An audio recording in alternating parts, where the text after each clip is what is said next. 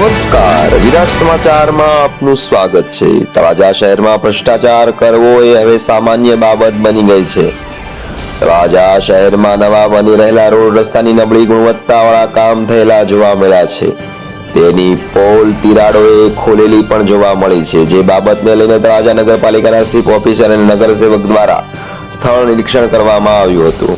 નિરીક્ષણમાં હાલમાં બની રહેલા રોડ રસ્તાના મોટા પાયે ભ્રષ્ટાચાર થયો હોય તેવું સામે આવ્યું હતું, જેમાં તિરાડો અને ગાબડા પડ્યા હોવાનું પણ સામે આવ્યું હતું। જેમાં અધિકારીઓ દ્વારા સૂચનો પણ આપવામાં આવ્યા હતા કે સારી ગુણવત્તાવાળા કામ ન થાય તો તેમના બિલ પણ મંજૂર કરવામાં આવશે નહીં।